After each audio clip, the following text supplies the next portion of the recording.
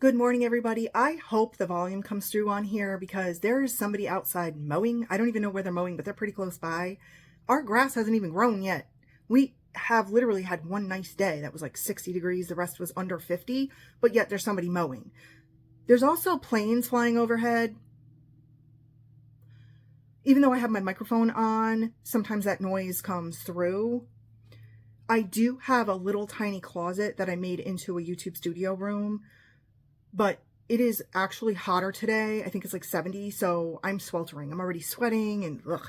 So I don't want to go into that little closet and get overheated.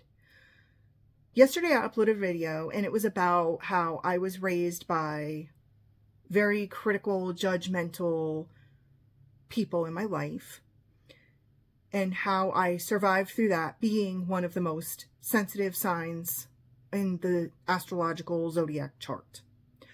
And the reason I'm bringing that up now is because this video is about a true life experience, not online, not on social media, of a person that came into where I worked and made extremely hostile, nasty, judgmental statements and comments, and then took it further up the corporate chain just because she didn't get her way.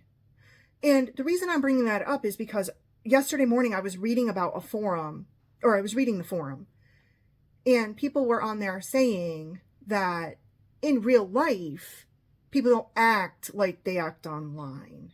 But I worked in the public for a long time, and I can tell you that that is simply a myth.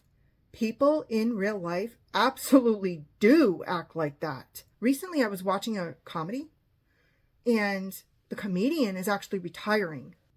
They have gotten so many negative in-person comments, and a viewer at one of their shows went to management and complained. Now, not for nothing, but, come on, folks.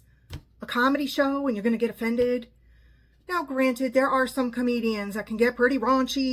I heard the comedy skit this guy did, and it was pretty tame and mild. So for him to quit comedy after years of this as being his livelihood, this is exactly why I talk about things like this. Because it's ridiculous to let somebody like that win. Where's it coming from? How do we deal with it? Because if you read the forums on this subject, nobody knows how to deal with it. It's true. People ask all the time, what are these hateful comments? How do I deal with these comments? What do I do? I was sitting at my desk one day at work, and I was an assistant at this time. It was early on when I was working in corporate America, and the guy I worked under was to my left. And he sat in the corner office, and I sat up front with my reception desk, which I loved, by the way. Loved having that little thing up here. And yeah, anyway. So this woman came in. Now, my job was to do sort of like analytical data. So I would take reports and analyze them, and I would take reports and process them, and marketing and stuff like that, right? That's not my background either. I came from a law firm background. So it was new to me, but I was really good at it. And this woman came in, and she came up to my desk. She didn't know my coworker. She didn't know his name. She just came up to my desk. And this was a place that you really should make an appointment. Like if you're going to go to an accountant's office, you would make an appointment, you see. It was similar. So she comes up to me and she says, "Hi," and then she immediately started pelting you with questions. They don't even give you a chance to respond. It just comes out like diarrhea of the mouth, and they're like, blah, blah, blah, and you're like, "What? I'm sorry, could you slow down and repeat that?" Like you just met the person, and they're like, blah, Plus, the phone's ringing, I got things on my mind, I'm doing a list of other things, multitasking at its best, but it was like deranged in the moment.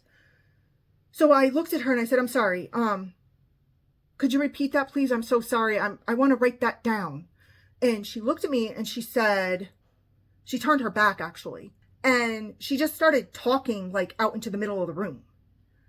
And I'm like, ma'am, like, other people were there. So it was kind of nerve wracking because I'm trying to calm this woman down and not understanding what she's blabbing about or what she's even doing in there. She didn't have an appointment. I didn't even know this person. And I just remember the look on her face. She turned around again, but this time she looks directly over at my coworker, but she's standing in front of me. My coworker was working on something. He had a deadline. He had a very large report due, and it had to be done within the next 30 minutes. That's a fact. And he was working on that. Well, as his assistant, that was part of my job to make sure nobody got through. Like if you walk into a lawyer's office and you walk up to the receptionist office, you're not getting through to the lawyer unless you have an appointment. Think of a medical doctor. If you walk into a medical building and you go up to the receptionist and check in, you don't just go back to the bed where you're going to be in the exam room. Somebody has to come out and get you. They call your name in order and they come out and get you for your appointment. You don't just go barging in the medical office. That was the same thing here. Very similar structure. This person had no appointment, but my coworker was working on something that had a deadline, and he needed to meet the deadline first and foremost. She needed to make an appointment, or she could talk to me. And what I learned working in corporate America in this type of office setting, I never had to deal with this in a law firm. I had my own office. So I never had interruptions like this. I never had intrusive people like this because the receptionist dealt with them. But in this type of setting, what I learned is it got worse and worse incrementally over the years. I started that job in 2019. By the time I left in 2024, people were like actually acting like maniacs. And I'm not joking. Like once in a while, you'll see on a news thing or a video about a barista at Starbucks and people are going wild and throwing stuff at the barista, or even in McDonald's drive-thru, and you'll see people fighting through the drive-thru or calling the police because they didn't get their nuggets. This is what it was. And this was a professional office, and people were like acting deranged and like maniacs. And I had never seen that behavior up until a few years before I left. So she looks at me, still babbling, but I can't understand a word she's saying. She's like mumbling. And she looks directly at my coworker who was focused. He wasn't facing her because he was facing his computer. It was obvious. She saw him facing his computer. And I looked at her and I said, ma'am, what are you doing? Like, I was just blunt about it because I'm like, at this point, I've had enough. We didn't have security. I had to be security. So at this point, I'm like, do I shove her out the door or what? You know? And I said, ma'am, I actually had to stand up.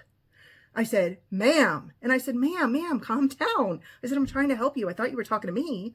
He's not involved with this. I am. How can I help you today? I tried to de-escalate as best as I could. This woman was unhinged, and that's as simple as it is. Who needs that?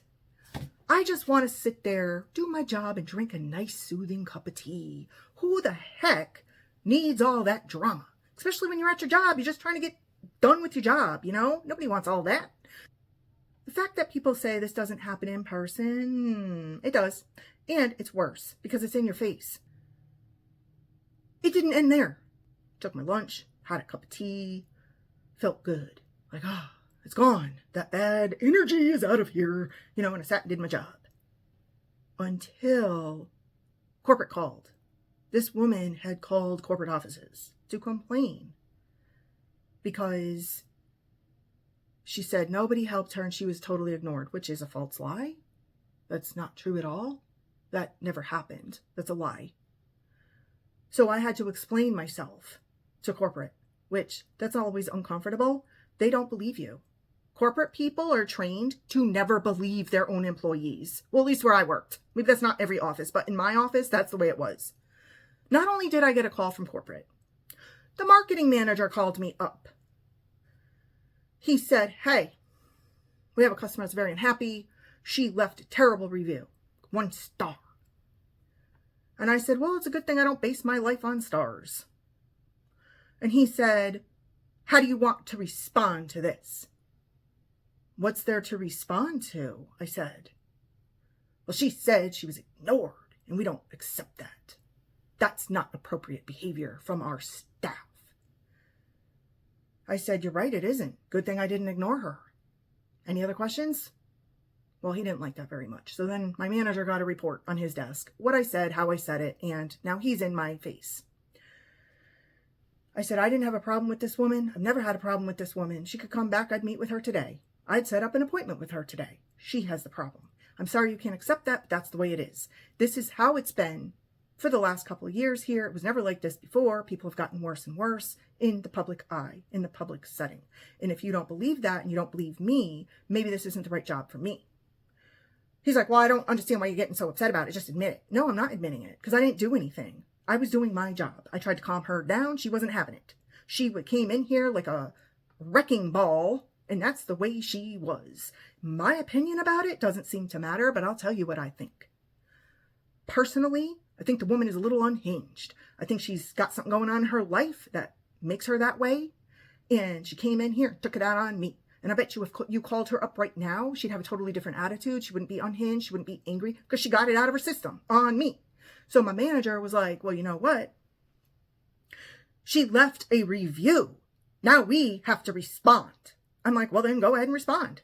That's your problem, not mine. I'm sorry, but I did what I could. The woman was unhinged, period, plain and simple. The next day, they replied to the woman. And they said, we apologize to you. Our staff needs to do better. Then they welcomed her to call somebody higher up to address it with them directly. I don't believe she ever did. Back in late 80s, I was a cashier at a Five and Dime. And back then, the sentiment at retail stores was the customer is always right. You may have heard that. You may have heard that. I don't think that's still in place today. Maybe it is. I haven't seen a company. I don't think Walmart goes by that standard, that the customer is always right. I could be wrong, but I don't think they do. Now, having said that, customers back then, when I was a cashier at a Five and Dime, mind you, were not like they are today. That's a fact. There might have been a couple. Sure. Everybody has a different personality. So there were like a couple that were not very nice people or mean or whatever.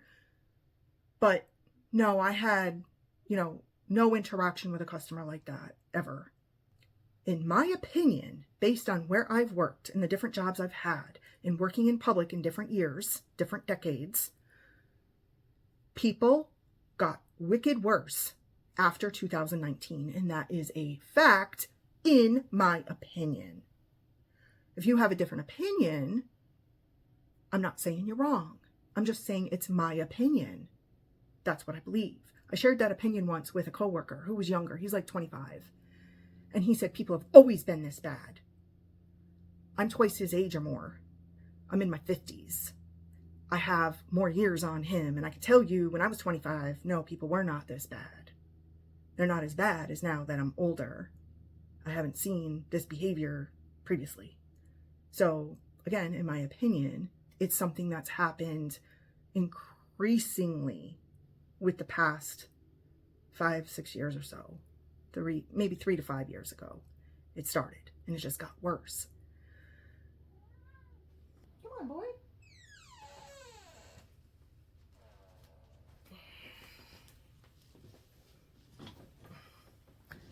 That was Jax saying hello. Say hi, Jax.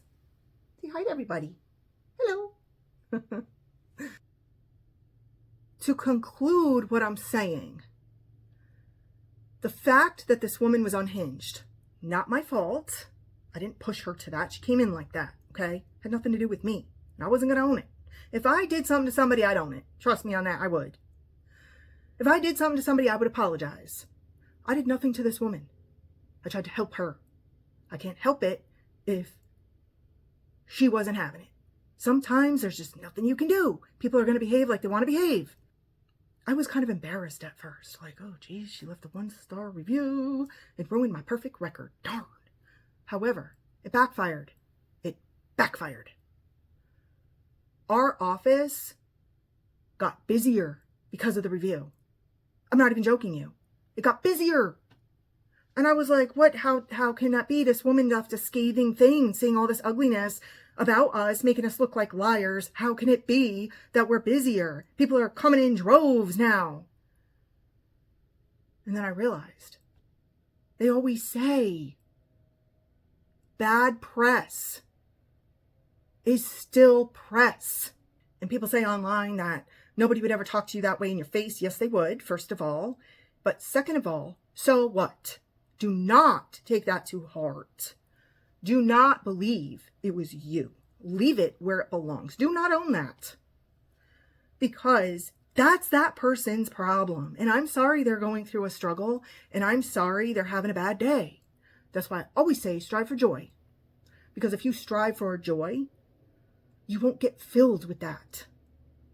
You protect yourself. You protect your soul. You protect your heart. And if somebody does say something like that to you, it's not you. It's not about you. How could it possibly be about you? If I can have people do that to my face and still be sitting here on the internet and doing YouTube videos, I've survived it. You can too. And I hope that's the takeaway. Just know this is how people are. And I don't think it's going to get better. In fact, you know what I do? I have a coping mechanism. When the world feels cruel to me, I have a playlist on my iPod. Turn on the radio. Turn on your stereo in your car. Listen to some good music. Dance around your living room. It helps. That's what I can say about that. It does help.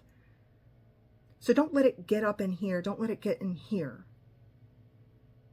Know that you're not alone, but there are ways of looking at it